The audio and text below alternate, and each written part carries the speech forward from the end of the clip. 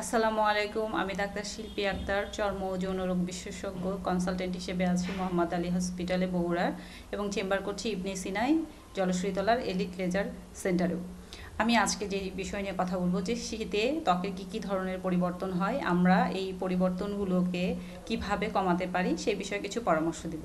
শীতে আমাদের আবহাওয়া পরিবর্তন হয়, আর্দ্রতা কমে যায়, ত্বকের আর্দ্রতা কমে যায়, ত্বক শুষ্ক হয়, ড্রাই হয়, অ্যালার্জি বেড়ে যায়, ইকজিমা হয়, এবং আদার্স যাদের রোগ থাকে atopic dermatitis, psoriasis, seborrhoeic dermatitis এবং খুশকি জাতীয় রোগ, এগুলো বেড়ে যায়।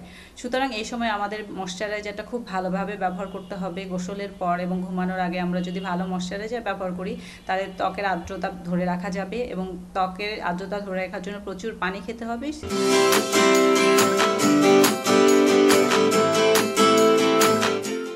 সিজনাল ফ্রুটস, শাকসবজি খেতে হবে।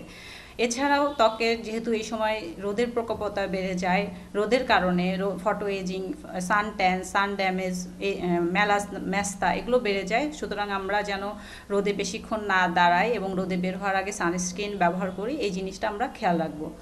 এছাড়াও এই সময় কোল্ড সেন্সিটিভিটি হয়, অনেকের কোল্ড অ্যালার্জি হয়, কোল্ড আর্টিকারিয়া হয়, কোল্ড ঠান্ডার কারণে চিলবেন, রেইনর্স এই ধরনের রোগ হয়ে থাকে। হাত পায়ের আঙ্গুলগুলো লালচে বা নীলচে হয়ে যায়। এই কারণে আমরা হাত পা সবসময় হাত পা মোজা ব্যবহার করব, হালকা কুসুম গরম পানি ব্যবহার করব, এবং সবসময় ময়শ্চারাইজার অলিভ অয়েল, নারকেল তেল অথবা যে কোনো ধরনের লোশন। যদি খুব বেশি সমস্যা হয় তাহলে অবশ্যই নিকটস্থ ডার্মাটোলজিস্ট, স্কিন বেডি স্পেশালিস্ট দেখিয়ে তার পরামর্শ অনুযায়ী আপনারা যদি কোনো এডিশনাল কোনো ওষুধের দরকার হয় সেটা ব্যবহার করবেন।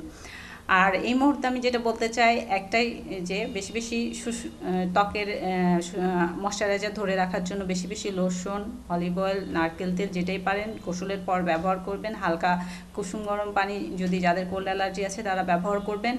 আর রোদে গেলে অবশ্যই সানস্ক্রিন ব্যবহার করবেন। ধন্যবাদ।